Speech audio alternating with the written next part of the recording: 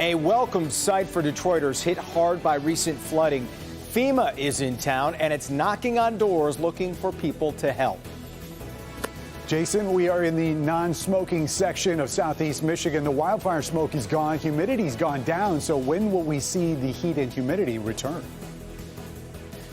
And we're counting down to the Olympics opening ceremony, and we've learned there will be a first for Team USA on Friday. And here's Paula. She was supposed to be there. I had tickets for myself, my whole family, and actually 2 other families were going with us. You'll hear from this former Olympian who explains why her sport is uniquely perfect to compete in during a pandemic.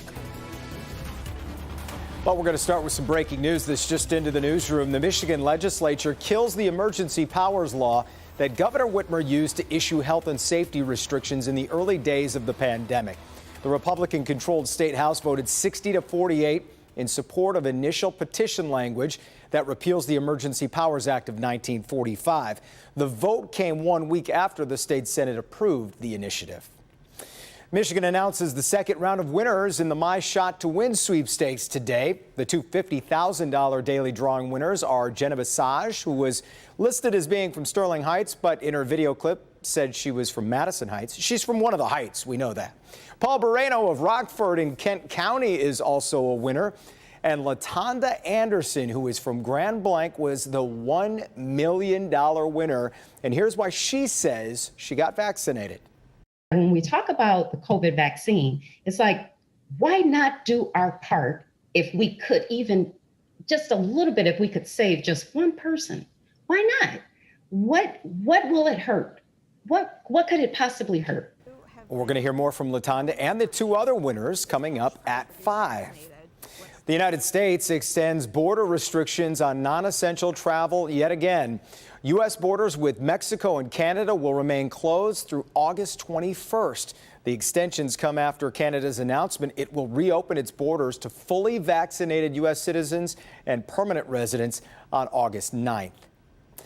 To the flooding fallout in the city now. FEMA disaster survivor assistance teams are going door to door in the Jefferson-Chalmers neighborhood.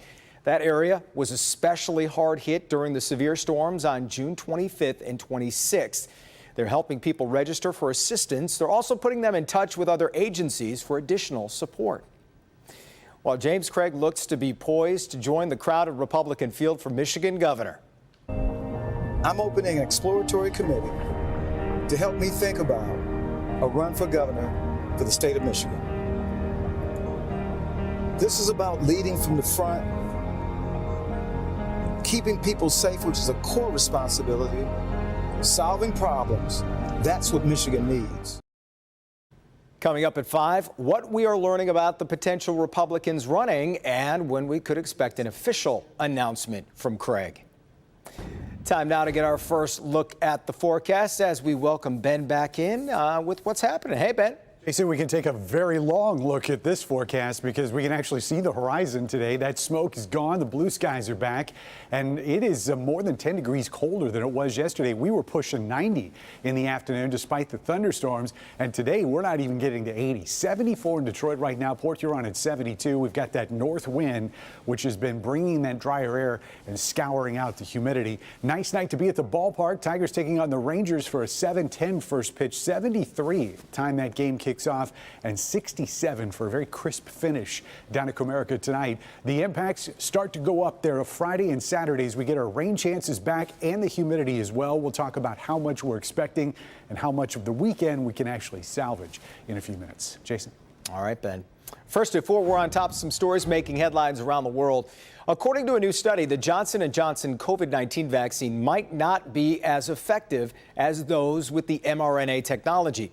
The study from BioRxiv says the people who receive the vaccine may need to get a second dose, ideally the Pfizer or Moderna vaccine. Important to note, this study has not been peer-reviewed or published. Experts say people should still get the J&J vaccine, but they hope in the future it will be boosted with another dose. 3 Republican U.S. House members have lost appeals challenging fines for not wearing face coverings on the House floor. Georgia Representative Marjorie Taylor Greene, Kentucky's Thomas Massey, and Ralph Norman of South Carolina failed in their appeals of the $500 fines.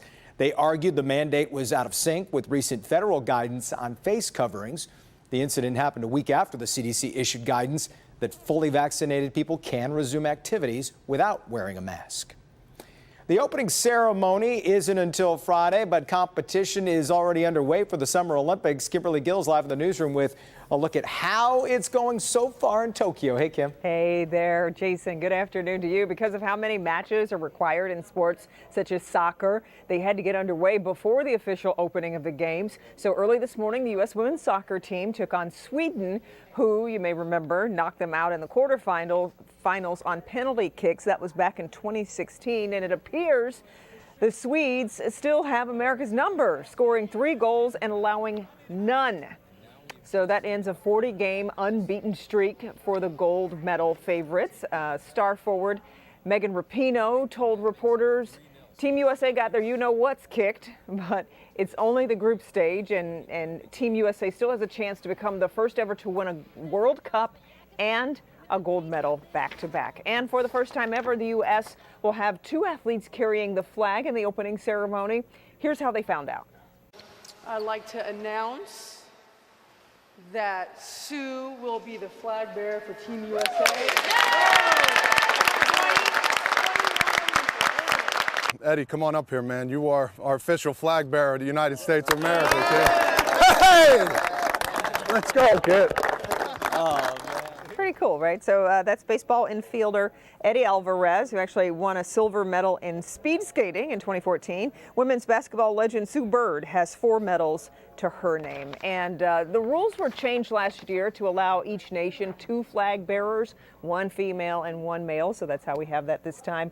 The opening ceremony airs Friday at 8 right here on Local 4. And by the way, today it was announced Brisbane, Australia will host the Summer Games in 2032.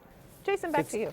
Wow, baseball and speed skating. I never would have put those two together. Exactly. And you warned us about soccer yesterday. Team USA's got to get going. All right. That's right. See you later, Kim. Yep. As you can imagine, there are a lot of pressures in being an Olympian. Now add to that the rigors of travel to a nation in lockdown because of the drastic spread of COVID-19. But Paula Tutman discovered today one team is specially positioned to compete safely simply because of what you might call the quirks of this sport. And Paula's here to tell us a little bit more about fencing. Hi, Paula. Yeah, hey, you know what? I never thought about this before, but I got an interesting vantage from someone who's so qualified. We're talking about an Olympic competitor who's been on the front lines, by the way, of fighting the COVID-19 virus, really in it with the pandemic, trying to save lives. And she's able to give us some interesting perspective just a few days before those opening ceremonies. She had her tickets. She was ready to go to cheer on Team USA. But when Japan went into lockdown, champion fencer and Olympian Ann Marsh was sidelined as a fan. But she remembers the feeling of walking into this caliber of arena for competition. When I walked out there and heard myself overhead called and everybody cheering, it was pretty amazing, pretty awesome, but also a little bit overwhelming. A fencing athlete herself who competed in 92 in Barcelona, 96 in Atlanta, 2000 in Sydney, and various world championships, her umbilical cord to this team is still incredibly strong. I stepped down as the captain in 2018, but I tried to help the new captain transition, and I've tried to stay in touch with her. And I actually talked to her and our team leader, Kate Riesinger, today, actually earlier. Today, she is Dr. Ann Marsh, and as an emergency room physician for independent emergency physicians practicing at St. Joseph Mercy Hospital, Oakland, who has been treating COVID patients for the last 17 months, she has a unique vantage for Olympians facing everything they're facing right now, while still having to think about competing. She says the fencing team for Team USA is doing fine, getting acclimated and organized for their competitions that begin this Friday.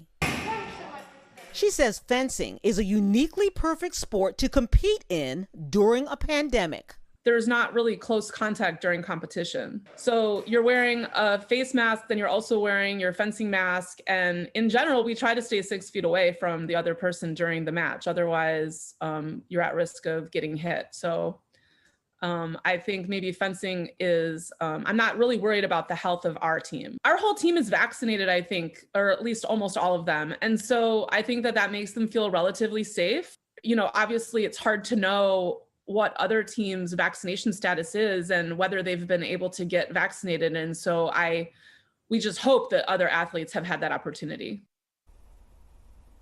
Yeah, I didn't know if you noticed that wording there. I thought it was interesting. She called getting vaccinated an opportunity. And that's how she sees this, that this is an opportunity that really a lot of people in this country have declined to take advantage of, while people in other nations are literally dying to have that opportunity. She's part of the fight against misinformation and disinformation in terms of the vaccine. However, I will say this, back to the Olympics, she is excited. She's excited for the team, and she is fully in favor of the games going on, despite what's going on in Tokyo in terms of the virus. Excuse me, the virus. Back to you. And they also have some tough weather that we're going to talk about in a little bit. But I like what she said, Paula. Yeah, it's a great sport. You get a little too close and you're in trouble. That's right. Thanks, Paula. Still ahead, first at 4, is there really something in the water? The mineral spring that's drawing visitors from all over. Plus, if you've ever broken a cell phone or other smart device, you know what an ordeal repairs can be. While you might not have to rely on the manufacturer,